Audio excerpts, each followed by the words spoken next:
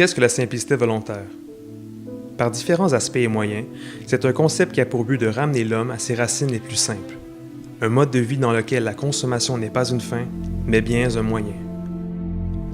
Pour une majorité de personnes pratiquant la simplicité volontaire, l'argent et les biens ne sont pas aussi importants qu'ils le sont pour les autres dans la société actuelle. Le temps et les activités sont plutôt au cœur du mode de vie. Le travail pensant ensuite lorsque nécessaire. À tort, on croit souvent que ces personnes sont paresseuses, qu'elles ne veulent simplement pas travailler. Or, leurs activités récréatives ne comprennent généralement pas la télévision ou les consoles, comme sont celles du consommateur moderne, mais plutôt diverses activités physiques ou extérieures, comme le jardinage par exemple. On ramenait l'histoire de l'humanité à une vie humaine. C'est quelques secondes finalement. Dans quelques secondes, il va y arriver des catastrophes. Ça ne peut pas être autrement. Écoute, les glaciers sont en train de fondre, le niveau de la mer augmente, le réchauffement climatique, quand même qu'on arrêterait de jeter du CO2 dans l'air aujourd'hui, ça va continuer un bout de temps, le CO2, avant d'être détruit, ça va prendre... Il est là pour des années, les gaz à effet de serre sont là pour des années. Donc, ça s'en vient, ça va arriver. On a tout intérêt à faire les changements le plus tôt possible. C'est à nous, finalement, à faire le plus gros des efforts, et c'est ici que ça peut produire le plus de résultats.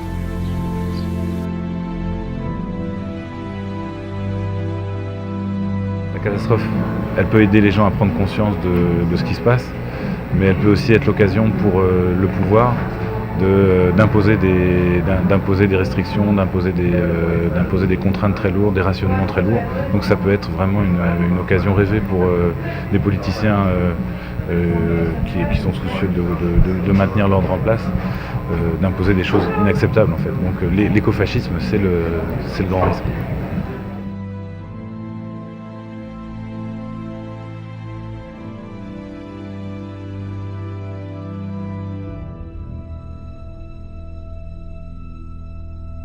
C'est de faire les choses plus collectivement, plus communautairement, et ça, c'est une façon justement d'économiser les ressources tellement plus. Moi, un exemple que je donne souvent, c'est quand je prenais l'avion, parce que là, j'ai décidé depuis plusieurs années de cesser de prendre l'avion, par principe, mais quand je prenais l'avion, ça m'est arrivé souvent de partir de Dorval, un après-midi d'été, tu montes en haut, puis qu'est-ce que tu vois quand tu regardes en bas? Des piscines dans toutes les cours avec personne dedans, OK? Là, je me disais, mais pourquoi pas avoir une piscine par deux cours? Ça prend 2 fois moins d'eau, 2 fois moins de béton, 2 fois moins d'espace, 2 fois moins d'argent. Mais pourquoi juste pour 2? Pourquoi pas pour 4, puis pour 6, puis pour 8? On pourrait avoir des piscines pour, à ce moment-là, un certain nombre de maisons. Ça serait une grande économie au plan des ressources, puis en même temps, un moyen de se rapprocher.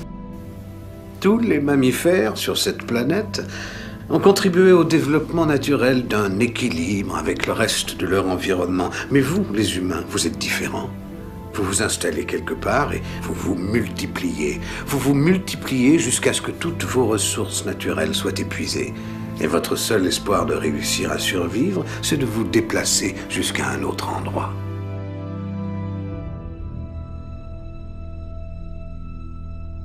L'idée de la décroissance, c'est de sortir, si on veut, de l'hégémonie économique, c'est-à-dire que tout dépend, si on veut, de certaines règles économiques qui sont elles-mêmes historiquement problématiques.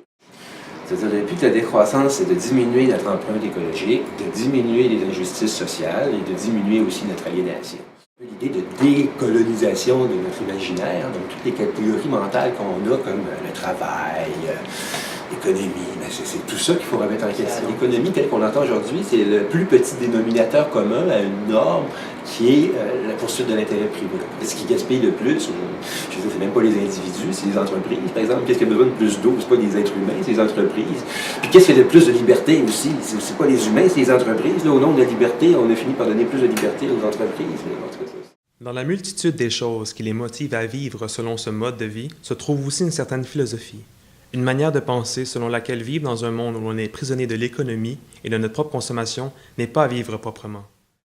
Pour espérer sortir d'une société de croissance, il faut arrêter son moteur principal qui est l'entreprise capitaliste.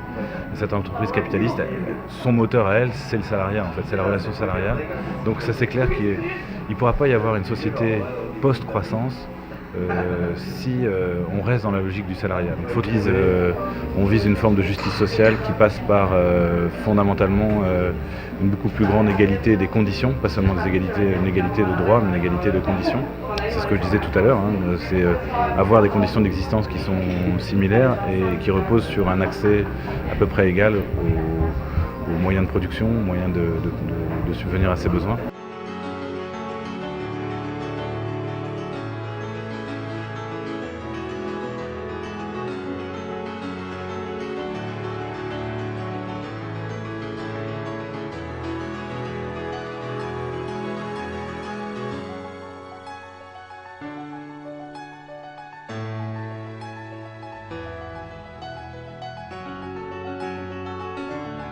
Mais ça m'a libéré le fait de vivre dans la simplicité volontaire, de l'obligation de gagner beaucoup d'argent. Ça, c'est pas une course à être celui qui va consommer le moins. C'est pas ça. Hein? En autant que je suis capable de répondre à mes besoins. Puis si à ce moment-là, il reste plus d'argent, il en reste plus pour contribuer aux causes que je trouve qu'il faut qu'ils soient aidés. La simplicité volontaire est le désir de ne plus être pris au piège dans un modèle sociétal selon lequel tous doivent amasser la plus grande fortune possible avant leur décès. Au rythme où l'humain consomme aujourd'hui, nous nous serons bien vite débarrassés de nous-mêmes.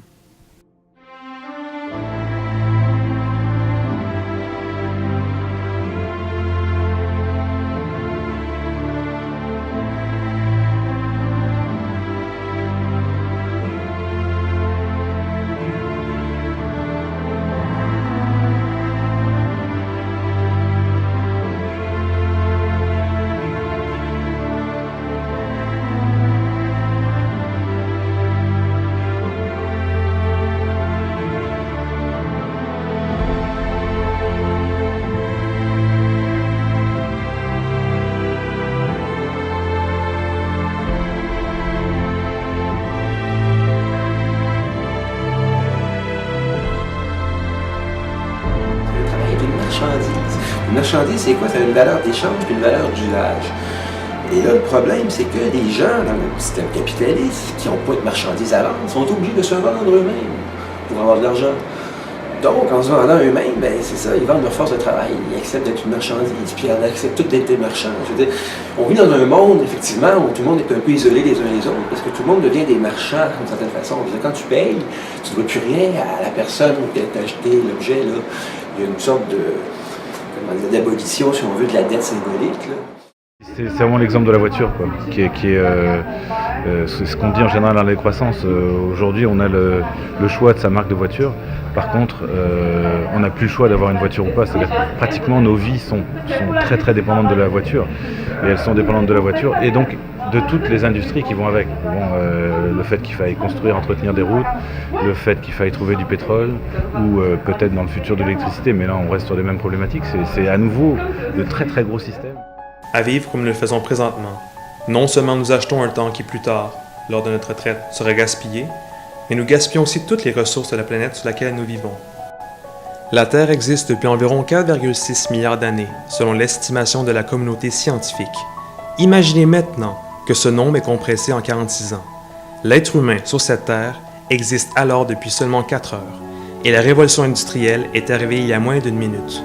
Depuis cette minute, nous avons détruit plus de la moitié des forêts de la planète.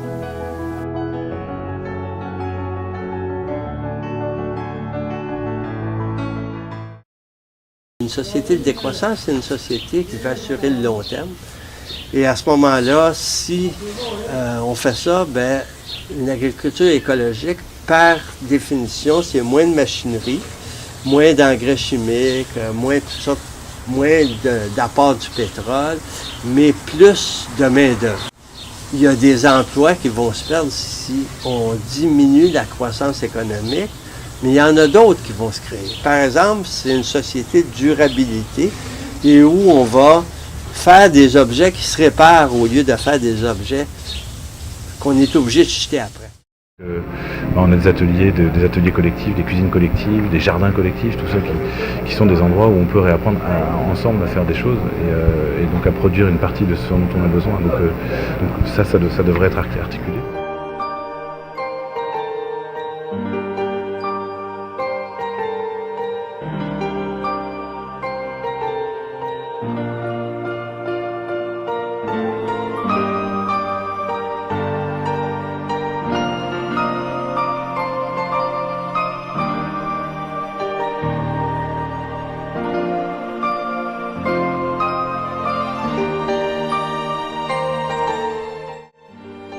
Certainement en tant que collectivité, mais il faut qu'au niveau individuel, il faut que ça commence quelque part. OK? Et en même temps, si on attend, et malheureusement, trop de gens sont dans cette situation-là qui se disent « Ah ben oui, je serais prête à me passer d'une auto, par exemple, mais si tout le monde s'en passait. Je serais prête à faire telle chose, mais en autant que tout le monde le fait. » Mais à partir, si on raisonne comme ça, on n'aboutira jamais à rien parce que tout le monde attend que tout le monde le fasse. Alors que ça nous donne déjà prise le fait de commencer la simplicité volontaire, pour commencer à faire quelque chose de concret. C'est de ne pas prendre plus que finalement ce qui est adéquat. Et ce qui répond vraiment à nos besoins, ce qui nous donne une satisfaction. Mais à un moment donné, tu continues, puis ça ne donne rien de plus.